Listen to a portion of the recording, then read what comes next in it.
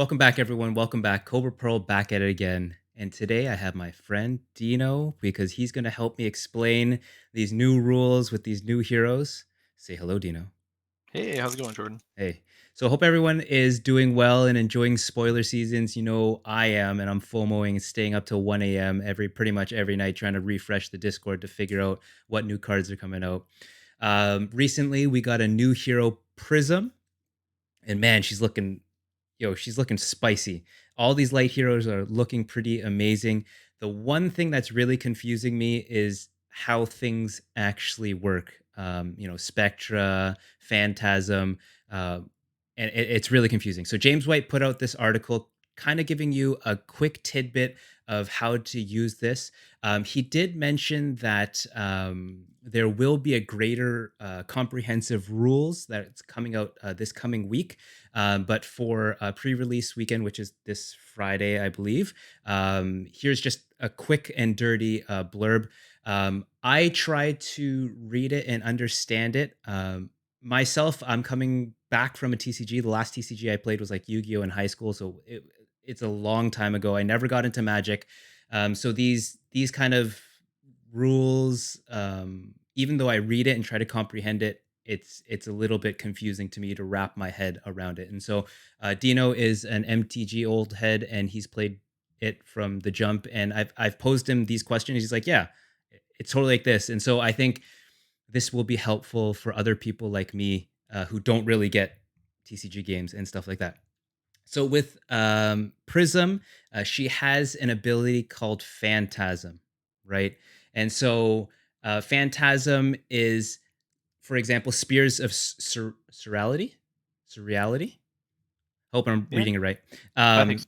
yeah. So if Spears of Surreality is defended by a non-illusionist action card with 6 or more damage, destroy Spears of Surreality and close your combat chain. And that's Phantasm in a nutshell. What I didn't understand was um, there's going to be a small change for April 30th.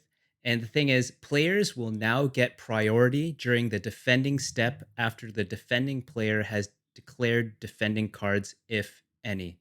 Um, that's what I was confused about, and I tried to wrap my head around this, and I still didn't understand it.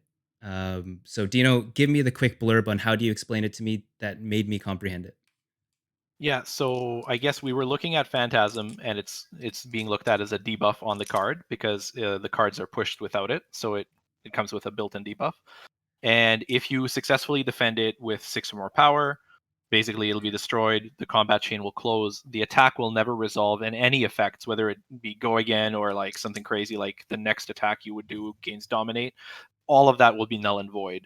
And the rules that are relevant to it are ending the combat chain as well as the timing, because without the change to a priority window to the defend phase, this never would have been playable. Like in the current iteration of the rules, if you attack and then you say, okay, going to defense, then I defend, and then that's it. There's nothing else that happens between me putting down my defend cards or assigning equipment to defend. Yeah, We go straight to attack reactions.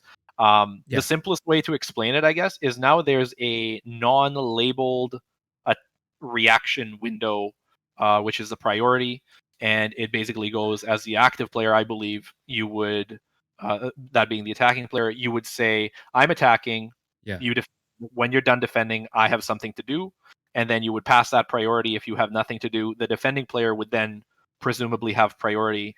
And just like attack reactions and defense reactions, once both players pass priority in succession, we would move on to the actual reactions. Okay, so this is how I'm going to explain it and how I understand it. So let's say um, you're attacking me. I choose to defend a card. So I put a card down. Whatever. We're not, I put down a crane dance, whatever I defend. Then that right now, this extra layer allows you to have priority to play an instant card, That's right. essentially. And then Yep. if you say no, then we move straight to reactions. Then I would go to a defense reaction, and then you would do your attack reactions like normal, and then we would move on. Once two players say no reactions, then we just resolve and go on to the next player's turn. So that's what we're waiting to find out. I Okay. think the priority component would also allow you to react to my instant. Yeah, so it would be like the the reaction phase, but just after the defending phase. Yeah. So like I'd attack, Yep, you'd defend, yep, you'd say, okay, here's your priority. That's now a new rule in the game. I would say something like, okay, you defended me with a brute card of 6 or any card of 6, like a CNC. I want a blinding. Is it blinding beam? blinding beam. Yes, Blinding beam. Yeah. So I want a blinding beam on that to reduce it by 3. So it's now a 3 power card, and I'm not getting right. hosed on my Phantasm. But then you're like, I have this new card that is not yet printed that says +3 Sure, to my attack action card while defending, or something like gotcha. that. So then you'd go back up to 6, and it just adds this other Layer. phase of jockeying for control of the effect. Sure. Okay. Um, So okay. but it could just be that, they're taking the approach of only one person gets an opportunity to respond after the defense. So that's what I'm waiting to see. Comprehensive. Is the defense of the non-active player the first phase in that, and then if the defender or the attacker does something, does the defender have another opportunity? I think it would work that you would have an opportunity to defend with an instant, or Sure. not defend with an instant, like react with an instant Yeah, yeah. to my instant. But at this time in the game, I don't think there's any cards like that. So if there's no cards like that, then it There simply ends. instincts. Okay, so it's just another layer to this game. Okay, for just to play these instants. Um, and I guess the next thing was the go again part. Um, so the big thing for me was the spectra, sorry, right? And so when this is an illusionist instant aura, and it says when Spectra is attacked, the chain link does not resolve. Therefore, an attack action with Go Again will not give the attacking player an action point back.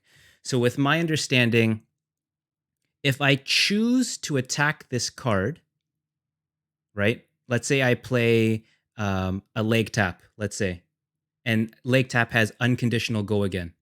If I choose to attack this card, Spectra will disappear, but I would not be able to do anything else after that. Yeah, yeah. That's because your action point was consumed to play the leg tap, and the Yes. leg tap never resolved. Um, Similar to Phantasm, but now defensively, you're denied the leg tap from resolving, so the go again never triggers, and the go again wording is, gain an action point. So Yeah. if you never resolve the effect of gain an action point, and you have no other action points, Yes. your turn is done. Brute can get around it with, having 2 action points, because really their second attack is not dependent on the go again. It's dependent on using 2 independent action points. Gotcha. And if it's conditional go again, you're used to that already, because like if you were to full block something that has a conditional go You again, couldn't get like a Warrior's Valor. yeah, Yeah. something like that. Okay. So essentially right now it's either I hit the Spectra and pretty much end my turn, or I ignore the Spectra and get whatever flavor text is. And in this instance, it would be Parable of Humility, where it'd be like any attack action cards controlled by an opposing hero would have a -1 attack. So either I just take the -1 attack on all my cards, or hit it and then end my turn. Yeah, yeah, and you could also do other things that don't interact with it, and then you, like, if they have go again, so you could set up a whole turn of go agains that are like buffs or setting whatever up, and then as your final action from your other go agains that are not affected by the spectra, you just poke it for 1 to get rid of it for next turn. The interesting part about it is that it's an instant, so it can actually come down in that new priority window. Yeah. And then I do wanna correct something I said. There is a card, right, that is an instant that could be played defensively to your the beam. It would be Aetherize. I just can't imagine a wizard. Um, I guess a wizard could have a card with defense in it. I don't know Yeah. why the build would be that way, but like a wizard could have a 6 power CNC in their deck, and you attack with Phantasmaclasm or whatever, or something that doesn't allow you to see it. Might be a better example. Spears of So Sterility or whatever. yeah, yeah. So well, whatever. Spears doesn't make sense. Let's say Herald of Ravages, right? Okay. So Herald of Ravage is huge. It attacks a wizard. The wizard is like, "Thank God I have this attack reaction for attack action card for whatever reason," and they defend with it. And then the illusionist is like, "Oh, I'm gonna beam that to make it 3." Yep. And then the wizard could say Aetherize because beam costs 1, and Aetherize can negate Right. an instant card with cost 1 or less. Right. So that's why I suspect the priority is going to be active player, defender again. Once both pass in succession, we Reactions. move on to reactions. All right. So I mean, this is all new to me. So I'm gonna summarize what we talked about. Essentially, because of Prism class hero, we have a new step in the kind of attack hierarchy of what's going on. So it's attack, defending, and then we have this instant phase, right? And then once that passes up, then we move to reaction phase, and then we're done. Yeah. Okay. And then once we do, let's say, Spectra, right? The go agains get affected by all of this. These are the two main points that we're trying to get at. Yeah, yeah, and Okay. I think it's also interesting. Like I always felt in the first 3 sets of the game that the attacking and the defending, like the value dance, so to speak, were like pillars of the game. Yeah. But they seem to have opened up the door for more design space where you can have defense cards that don't have any defense or have low defense, but they'll say something like "end the combat chain." Yes. As an opportunity to stifle strategies that are based on volume go again, Yes. or that want to end like that seems pretty powerful. But now it's an option, whereas before I never felt like you could interact with the combat chain in that way. Yeah. Absolutely. Man, I mean, thank you, Dino, so much for helping me wrap my head around this. For some reason, it just wouldn't get through to me, even though I've read it a million times and trying to figure out how these cards work. I hope this helped all of you or some of you out there who are not used to TCGs or new to TCGs like myself. But until next time, if there's any questions, we'll get Dino to answer it for us. Stay I'll try. warm, I'll stay try. dry. Peace out. Cobra Pearl out. Mwah.